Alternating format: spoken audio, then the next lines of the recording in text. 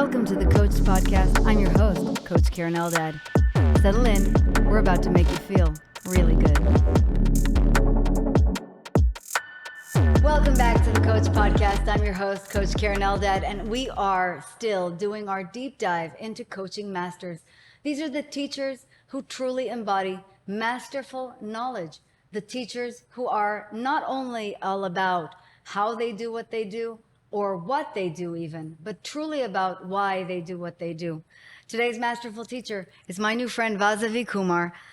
She is a licensed therapist, a coach, speaker, and the author of the best-selling book, Say It Loud, using the power of your voice to listen to your deepest thoughts and courageously pursue your dreams.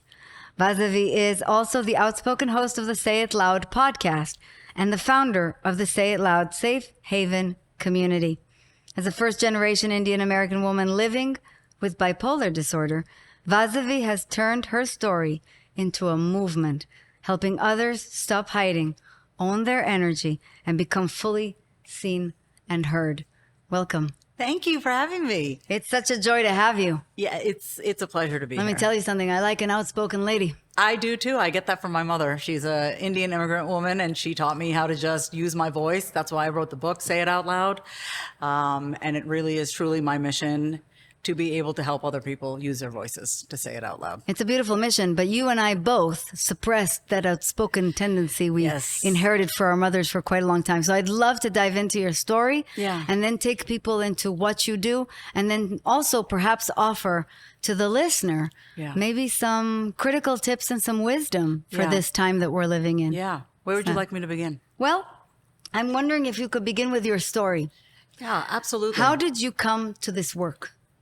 Oh man, how did I come to this work? I mean, if you read my book, Say It Out Loud, I talk all about how I came to this work. But when I really think about the reason why, you know, it started from a very young age when I noticed my parents always fighting with each other. And as a very young kid, I grew up very quickly. I used to mediate my parents in their arguments, in their fights. And my mother would be more explosive. My father was the kind of guy who just suppressed everything. Yeah. And I would always say to my father, like, say something, say it out loud, like, say what you want to say to her. I would get really passionate about it. And I remember my mother would tell me, chumare, which means shut your mouth, like stay out of this, right? So here I was trying to be the mouthpiece for my dad. And it didn't go over it did not go over very well because, especially as an Indian woman, we are taught to not speak up too much, not to use our voices in that way, in a way that's too aggressive or too passionate. So, you know, I grew up pretty much saying exactly what I thought needed to be said, and I always paid the consequence, always. But I didn't care if I got in trouble for it because as a child, especially as a young girl, I always wanted to just protect my father. He's no longer with us. He died a few months. Sorry. Thank you. He died in May of 2025 this year, but I always wanted him to say the thing that he wasn't saying. He was a man who really suppressed his emotions very deep, buried them very deep. But I grew up, you know, in a pretty much, predominantly all white town, being one of the only few Indian families. It was hard growing up, you know, like when I went to school, I was too Indian for all the white kids, but at home we had to be very Indian. We were raised by immigrants, like we couldn't be too Americanized. So it's like I didn't belong anywhere. But the one thing that I always felt very confident using was my voice. Always felt confident using my voice, calling out what was wrong, what was unjust, what was unequal, what was unfair. It's probably why I went on to Columbia to get my master's in social work school. I got my master's in social work, went on to become a coach. I've been doing this work for 15 years. But it's interesting how I do it, Karen. Like, I'm also a voiceover artist. I'm also an actor. I'm also a podcast host. Like, I've learned how to play with my voice throughout these years. You're a communicator. You're an entertainer. And it's not like performative, but it is a performance because you're bringing all these aspects to you to wake something up in people, to activate people. So now the work that I do inside the Out Loud School, which is my global monthly membership, it is a gym for your voice and your visibility. It is a place that people can come to share their voice, to practice, getting feedback on their content before they put it out on social. I mean, everything that I've gone through in my life has led me to a place where I'm like, don't bury that shit inside. Say it out loud. I love how organically you came to the work, and also how organically you've ended up in basically a footprint or a signature that's entirely your own. Yes. So essentially your life experience and also your preternatural tendencies, because with due respect to your inheritance from your mom, you were born this way, which I know because I was also born with sass mouth. Yeah. And that was also exacerbated by the fact that you and I probably grew up in very My Big Fat Greek Wedding type situations, right? Like you remember in the beginning of that movie where they take us back to her in elementary school, the only kid with dark hair, the only kid with ethnic food, the only kid also with an unusual disposition, because we grew up in different societal structures, different cultural structures. So then you have this voice and you're usually expressing it against things. And you said, it doesn't really fit in any of these environments, but it still has to dominate. And I just allowed it to follow my passions, you're saying, and then also to end up even with your own form of coaching, which is just much more of an entertainer signature, or as I like to say, thought leader signature. Yes, that's exactly it. I mean, you hit the nail on the head. It's not like I'm not trying to entertain people, but in the process I do. I also attribute that to my childhood, right? My father would follow me around with the camera everywhere I went when I was a kid. So I'm very comfortable in front of the camera. I have no problem speaking in front of a camera, entertaining in front of a camera, because I'm so used to it. So then naturally, when I just kind of developed my own style of coaching and how I want to help people, we all use social media to put our work out there. Like getting on social media was very easy for me because it was just like, oh, this is very natural for me. I'm used to looking into a camera. I'm used to having my dad behind the camera and looking at him. So, that's really what I want so badly to help people with, is just like get over your fear of looking at yourself and hearing the sound of your own voice. Because so many people are still so afraid, and especially when they're called to do this work, which with due respect is not about anyone, it's about the work. Yes. The visibility piece is so daunting. Yeah. Correct me if I'm wrong. Yeah. But I did hear or read somewhere that you said that you did struggle to be visible in the beginnings of the career. Am I wrong? I would say in the beginning of my career, I always felt like I had to be this professional person. Like I was always visible from day one of my business. It wasn't an issue me marketing myself. It was how I marketed myself. It was how I showed up visibly, right? Like I didn't have an issue, putting out my website, talking about my offers, marketing myself, selling. Like I have no problem with that in the beginning. It's like 15 years ago. I would say that the biggest struggle that I had, which I think a lot of the people that I work with now struggle with, is how do I show up? I have to show up in this persona. I have to show up with this type of facade almost sometimes. I have to be professional. I have to be polished, which is fine if that's how you want to show up. But don't show up in that way because you're afraid of showing up as your full human self, whatever that looks like for you. I would also argue that this has changed. The professional self probably was still something that you could fly until maybe a year or two ago. Yeah. Now people can truly smell through it. And it's actually because of the cadence or the frequency of posting that's required for relevancy. Yeah. So for example, when I was coming up, a million years ago, I remember hearing that it was very bad practice to newsletter more than once a month, then more than once a week. And now Rain, who is in this room, shout out to Rain, says, if you're not posting on every single channel every single day, they will not know who you are. And it's quite an interesting thing because that kind of forces you into authenticity. Absolutely. No one can maintain that level of appearance without this. Speaking of authenticity, many of us, I've spoken to many of our brothers and sisters in coaching and in therapy, and some still don't enjoy talking about the fact that they're human beings with human selves and human issues. But you are open about bipolar, for example. How has that experience shifted your visibility and your practice? So I first want to say the reason why it's so easy for me to be able to talk about having lived with bipolar disorder, living with ADHD, having gone to rehab twice for cocaine usage. I've been in therapy since I was 12. I have no problem talking to a complete stranger.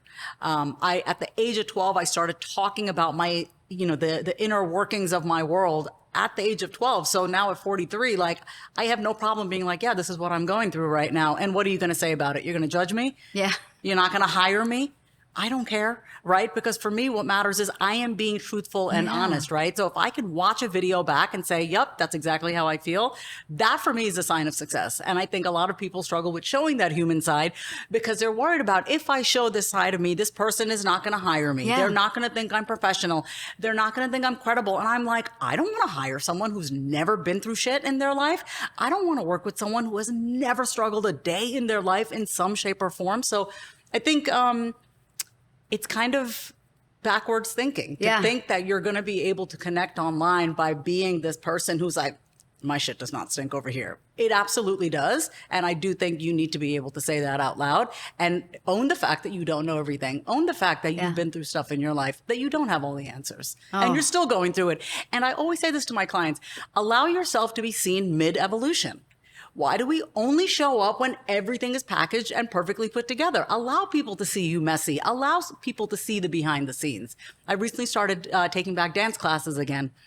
I'm doing a private dance class, hip hop dance class next Wednesday. I will post that content. And I'm not a bad dancer, but like when it comes to choreography, I'm like, what am I doing? You know, so I will still be posting that content on my social media platforms because we have to lead first. And if I'm telling my audience and I'm coaching my audience to show up messy, I have to lead the way. So I will show content of that. And I think people are afraid to do that. Let themselves be seen mid-evolution. This is tremendous, tremendous insight for the listener. And especially for the listener who wants to do this for a living. This meaning coaching, consulting, any form of service or thought leadership. Because there are 2 points that cannot be stressed enough. The first is you're human, be human. When you show up inauthentically as if your poop doesn't stink. Yes. Then with due respect, you are going to translate as inauthentic very, very quickly. No one has it together all the time. Not a single human being on the planet. Nope. And actually, I always say, I think that everybody finds me so much more human when I say, my dog died and I'm really sad, or my mom is sick. Yeah. That is what makes you human. It's not, I have all the answers and I'm stoic and I'm perfect. And the second that I just love, and I'm already thinking about my clients who need to hear this right now from you, is what's wrong with mid-evolution? By the way, we're all mid-evolution. Yeah. Just FYI, just because here I am on the top of Mount Austin, apparently. Yeah. Doesn't mean that I'm anywhere near We're any not. summit. We're nowhere near done. We are actually undulating all the time. We're always becoming and unfolding. There is no shame. And I don't enjoy the people who shortcut the polish and who fake that where they are on the journey. See, one of my pet peeves is many of the well-funded startups I work with, they have this magic number. They say we're $100 million company. I don't know where they got that number from, but when you do dig into their P&L, let's just say it's not 100 million. What's wrong with we're at our first 10? What's shameful about we're still in funding? Yes. And so it's the same for teachers. I actually think maybe doubly so for teachers. I really appreciate that you said that. And is this a distinction that you make between surface level confidence and literally the ability to say anything out loud? It's never about just saying anything out loud. And I want to make that very clear. I think a lot of times people read my book, which is all about rewiring your inner dialogue. People think I'm all about saying everything out loud. Please do not, for the love of God, say everything out loud, right? We must have a filter. Have a filter. Yeah. Be intentional. Is it helpful? Is it thoughtful? Is it kind? Is it going to move the conversation forward? So that's the first thing. When people ask about how do you build confidence, I'm like, it's not something that you're born with. It is practice, right? It's repetition. That's why I created the Out Loud School, so people could have a place to repeat and practice and use their voice over and over again. So I think there is a big difference between that surface level confidence that you're talking about and just that internal, you get what I'm saying? Just like that inner fire. Yeah. Yeah. But also the distinction being the most important part. Is it thoughtful? Is it kind? Does it need to be said? Because if your answers are yes, go for it. Yeah. If your answers are even just a little bit uncomfortable, no. Don't say it out loud. I know. One of the things that has changed my life is ChatGPT, and I'll tell you why. The only thing I use it for is running by it my emails Yeah. to tone me down. Really? If I'm angry, Okay. I need to clean up the language. And it does it very, very nicely. It warms everything up. And it's because my intention is never to be angry or to offend. Yeah. So it's been very useful in that sense. It helps take that thoughtful process out for me. That's so interesting because I actually use chat for my emails when I write to turn up the volume. I tell chat, make it more savage, make it more polarizing, make it more direct, because I'm like, you need a wake up call. But there are times where I will, this is all about having range, right? Yeah. This is what we learn as actors and voiceover artists, is to have range. Yeah. So there will be some emails that are like, we are giving it to you straight, right in between the eyes. And there are some emails that are a little softer. Yeah, I guess. Yeah, it's I just guess about it's always practicing about range. practicing range. Yeah. I love that. Yeah. I love that. So you've built a very thriving business about this self-expression. How have you turned, how would you advise the listener who wants to turn their own personal experience into visibility, platform, etc.? I love this question. So I think anyone can take their lived personal experience and make a business out of it, turn it into a business, especially if you want to use your story, use the wisdom, use the lessons to be able to pay it forward and help somebody else. First, get really clear on your story. Who are you? What do you stand for? What do you value? Yeah. What have you gone through in your life? How has it shaped you? Because of how it shaped you, what is the mantra that you live by? What is the North Star? What is guiding you? What is your thing, right? Like for me, it really is about say it out loud. Your voice is your most powerful currency. Your voice is your most powerful business asset. So of course, my entire brand is about say it out loud. But for someone who's like, I have the story that I've been through a lot. I know I want to help somebody else. The first thing, before you get into offers and all that stuff and website, it's just like, get really clear on what you learned from that, how you grew. Look at your point A to your point B. How did you get from point A to point B? What did you learn? What were the mindset shifts? What were the nervous system hacks or tips that you needed to learn to regulate yourself? What was that journey? What's that transformation from point A to point B? But a lot of times, Karen, I notice it's very hard for people to own their stories because they're in their story. They're not standing on their story. So this is a huge distinction that my mentor, Lisa Nichols, if you've ever heard her, she's an amazing storyteller. She was in the movie The Secret. She always said the difference is you don't want to stand in your story like you're still living in it. You want to stand on it. Like this happened in my life. This happened to me, but it did not. I'm not a victim because I'm not of it. still living it. I'm not still living it. And that is why, that is the biggest hump that I find that people face, why they can't turn their personal story into a personal brand, because they're still in the story. Of so course. it's like, what's the healing that needs to be done? Exactly. What's the forgiveness that needs to happen? What is the acceptance? Maybe you need to start to own the fact you're not in the story anymore. You're now in your power. A lot of times when you've gone through a lot of traumatic things in your life, even though you're out of it, your body still feels like you're in it. Yeah. So that's why it's so important that we do the healing work necessary to be able to turn your personal story into a personal brand. I've always said that unhealed people are in no position to heal people. I agree with you. The great Esther Hicks was my favorite mentor. I haven't met her yet, but we're very close friends in my head. Always says that if you want to teach self-love, you better know self-love. Yeah. Last week, I was at a conference. I'm at conferences a lot, Vasavi. Yeah. And there was a woman speaking out loud. She was at the podium. And she was telling a story about her youth. She was a woman well into her 50s, talking about moments in her 18s, 19s, 20s, her early years, as if they were still happening to her. And all I could think was, you are regurgitating trauma and you're eliciting from the audience sympathy, which is what you're trying to get. You are in no position to speak to them. This was not a stance of disrespect. This was simply a critic sitting in the foreground going, I really hope that many people heard a couple of points that you made. The first is, you cannot be in your story still synthesizing or alchemizing. And that's not what we mean when we say, let people see you in the evolution. It means we can see the evolution of your business, but you yourself have to be completely ready for the work if you're going to do the work. The second thing I really loved was that you said that a lot of people jump to the offer, to the tactics, etc. Why don't you spend some time talking about what you actually have to offer before sitting with the marketing gurus and buying templates that might help you sell a downloadable? Yes. That's exactly, I think that's the biggest gap that I see for people, is that they are too quick to go to the strategy. Yeah. And it's like, get the strategy of you, okay? Like, let's strategize you first, right? Like, how are you really doing? What do you offer people? What is the transformation that you provide for people? It's not that you don't offer a transformation, but get clear on that first. Yeah. And that's going to require you to heal parts of yourself and your story and where you're still standing in your story versus standing on your story. Extremely well said. Thank you to you and to Lisa Nichols. She's great. Yeah. What does the Say It Out Loud Haven community look like? So the Say It Out Loud Safe Haven is no longer that. It's actually now the Out Loud School. Oh, I see. Yeah, we've completely... The Out Loud School. The Out Loud School, yeah. It's a global monthly membership. We have people from all over. And it's $37 a month, $397 for the year. It's a great, beautiful gym practice space for your voice, for people to come in, content creators, business owners. They come in and they share their services. They share their offerings. They get their feedback.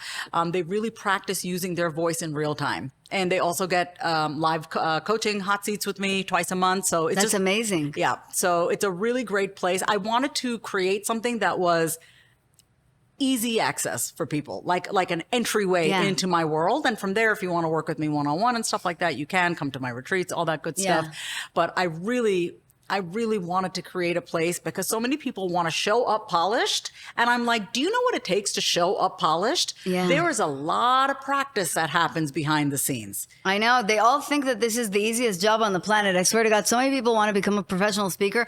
There are two things I really want anybody listening to hear. First is polish doesn't just happen. No. It's a question of discipline and rehearsal and writing and editing and extreme practice. The professionals are doing this well for a reason. The second thing I think people don't really understand is even with an agent, I have a speaking agent, the hustle is brutal. This is booking 10 talks a year. Forget 50 talks a year is a full-time job. And I think a lot of people truly think I can do that because I don't know, they were in like a school play and played tree number 3 and were awesome. This is not the same thing. It's interesting because I have been working with somebody. I'm working with her on her transformational memoir. And she tells me, I want to be a world-renowned speaker. I want to write this best-selling book. I want to do this. And I talked to her the other day and we talked about her organizational skills. I was like, girl, you want to be here, here, here. We can't even get you organized on a calendar. Yeah. And that's what people don't see, right? I want to be up top. What is your foundation? How is your foundation? That's right. How is your basic foundation? Like, I'm not just talking about food, shelter. Obviously that matters, but like your organization, the way you manage your time, the way you manage your energy. You want to expand when you have so much stuff on your plate right now, you can't expand. Yeah. Your brain and body will literally say no expansion because you have so much on your plate. So I just want everyone really hearing this who who has those dreams of being like huge authors and this and that. It's like, do the necessary groundwork first. Yeah. Practice first. Like if you want to write a book, start writing every day. Like Literally. Why are you not writing every day? You know what I mean? If you want to be a better speaker, practice mirror work every day. Stand in front of a mirror and speak every day. Go to Toastmasters. Go to your local networking and maybe offer a workshop. That's how I started. I was a 28-year-old life coach, moved from New York to Kansas City. I had just gotten married. I'm divorced now. I didn't know anyone in Kansas. And it was in the middle of America, coming from New York, right? I got my foot in the door networking just by doing like Junior League of Kansas City. Like I would do like different organizations and go in and speak. That's how I became a better speaker, by actually speaking. My very good friend John Gordon is a professional speaker too. He does 85 gigs a year. Just for comparison, I do 30 gigs a year and I'm exhausted all the time. Ask my team. I'm tired all the time. 86 is very, very brutal. That's his average, I think. And he said, when I asked him, so how'd you get in the speaking industry? He said, by speaking. Showing up and speaking anywhere they'll have you and doing it again and again and again and again and using these communities and using as many expanders as possible to become good. Your number one goal is to become good. The second is do not gloss over the organizational habits that are absolutely foundational to doing this work. I think many people are trying to shortcut. They have on their vision board world-class speaker and best-selling book, but those things do not just happen. No. They simply don't, and you can't really fake them. I'm sorry, not even in this era. It's like you want a best-selling book, but you have an audience of 60 people on your Instagram and you refuse to be consistent and show up every day. Yeah. You need a platform so that you can sell that book, Yeah. right? Like, I know we're not talking about book stuff now, but it just like goes into the thinking of people that I really want to kind of dispel. It's like, you're not going to get to whatever this high horse you're thinking you're going to get to if you're unwilling and lack the discipline to do the things that you need to do to build that foundation so that that can grow. That's exactly right. And it isn't there is no such thing as one fell swoop or a gust of luck or an overnight sensation. On my plane back from San Francisco yesterday, I listened to the book There Is Nothing Like This, which is just about the career and the strategy of Taylor Swift. It is no accident that she is this famous. Of course. It's also not a question of talent, whether you like or dislike her. That's nonsense. It's a question of consistency, organization, and just a very, very strong strategy from age 13 until present day. Yeah. There are no accidents. I always tell people, if you watch somebody like Jerry Seinfeld, he's been in his game 50 years. Yeah. Again, like or dislike is irrelevant. It's consistency and organization and just that discipline that makes you go up, go down, but no matter what, stay in the game. I also want to add, it's the consistency, it's the organization, and I talk about this a lot. It's also your willingness to be rejected. Yeah. Your willingness to suck. Yeah. Your willingness to be seen mid-evolution and your willingness to be rejected, because not everyone is going to like you, and that's okay. Like, I did stand up a few years ago. I wrote my whole comedy set. I went through it was like a 8-week course, I think. And then I ended up doing a 5-minute set called Brown Sheep, because I'm the brown sheep of the family. And I just remember like doing open mics after that and actually like sitting for those 8 to 12 weeks and writing my comedy set and then getting up and performing. And I had it memorized. It was a full body experience, right? Yeah. Because when you're doing comedy, it's not just you talking, it's your whole body putting it into it. And then I started doing open mics after that. Eventually, I didn't end up doing the comedy, but my whole point in sharing this is like, you can get really good at anything if you are willing to put in the work. 1,000,000%. And if you're willing to suck and if you're willing to fail, because by the way, nobody gets to world class without, as Brene Brown, another Austinite, has said, the shitty first draft. And in my case, second, third, and fourth. Yes. Until you actually get to something that you're like, this is magic. Yeah. I'm delighted. Do you mind if we talk about one more thing that you've been transparent about that you have in common with me? Sure. Being child-free by choice. You know something? That's something that's very common to coaches. It is common or uncommon? Yes. It's common. Okay, I didn't know that, because we are giving so much to our clients. So it's like, I've known from a very young age I did not want to have kids. I grew up very quickly, emotionally. I was the caregiver for my father and my mother, just emotionally. You know, I mean, obviously they took care of my sister and I financially and all that stuff. But like emotionally, I gave a lot. As a kid, I shouldn't have been parenting my parents. I knew from very early on I did not want to have children. Yeah. I don't think I've ever really thought about it. For me, it's more of the question of I've never really wanted a pet elephant. And I've never asked myself why I don't want a pet elephant. I've never wanted children. I don't have that. I just don't have it. Listen, I love my freedom. So I don't know. I love my time. Yeah, maybe that's it. Yeah.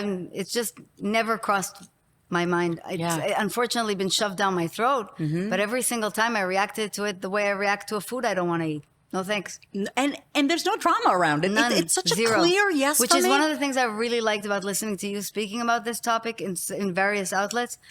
It's not only do we not feel shame, we're making it okay for other people to not have too much of a reason and to be completely okay with it and to be accepting of the way we are. Yes, I am single and child-free, and I'm really happy. I'm delighted to hear it. I'm open to Mazel love. tov to Thank you. I am open to love, but I am definitely not open to children. So I'm very clear on that. Well, let me tell you something. I have gotten 19 couples together to date. Okay, so we're So, talking let's now. see, maybe one of these days you Yeah. come to Shabbat, you happen to be sitting next to someone, who knows what happens. But I'm a huge believer in love. I would love for you to match me up with someone. Well, let's see what happens. We'll see what happens. The night is young. I mean, that's very common in the Indian culture, by the way, to course. set up arranged marriages. Have you heard about the Jews? I think we've we got the have something in matchmaking thing common. down. Okay. Is there a practice that keeps you grounded as you are, because you're now on an ascent? Yeah. And I've had a brutal year because it's been very, very successful. I have to tell you, my nervous system was like, no. Yep. Is there a practice that's helped you stay anchored? Yes, I pray out loud. That's it. I pray out loud. I talk to God out loud. First thing in the morning, I have full-blown conversations with God out loud, back and forth. And that God that I'm speaking about is just the God within myself. I'm literally just speaking to myself. The very pure, the purest, highest part of myself. And I just have conversations. So I pray out loud. I do a lot of mirror work. I talk in front of the mirror. I have great friends. But to keep me anchored, I spend a lot of time in silence. I spend a lot of time in solitude. I mean, I'm a Taurus, so I am like a popular loner. Like, I love being around people, but I can be by myself, and I cherish that solitude. Something about that really grounds me. I'm like good with myself. Yeah. I'm good with me. I love it. So wherever I go, I'm here with you. I'm good with you. I'm good with me and you here. So it's like the solitude. It's also the praying out loud, having those conversations with my understanding of God. And that really helps. I've never heard it said together, popular Loner. Yeah. That's a nice way of saying ambivert. I really, really enjoy it. Yeah. I too am a very popular loner. Mm-hmm. If it was up to me, I'd spend at least half my day in a bathrobe like Hugh Hefner, Yeah. watching TV with a cat. Yes. But I'm also delighted to have had the chance to leave the house, put some shoes on, Yeah. and talk to you today. This was most enlightening. Thank you so much for having me. And thank you for helping a lot of people say it out loud. I know what you've shared with our listeners today is going to be invaluable for them in the building of businesses, but also hopefully in the opening of their hearts to a new dimension. Thank you so much, Karen. I really love the questions. I love the conversation. I love being here. Thank you. I loved it too. And if you loved it, please take the time to review us, to subscribe to us on Apple or Spotify, subscribe to our YouTube channel so that we can keep bringing you the best teachers in the world. Thank you so much for listening to the Coach Podcast. We'll see you next time. That was fantastic. Thank you. You are brilliant. Thank you.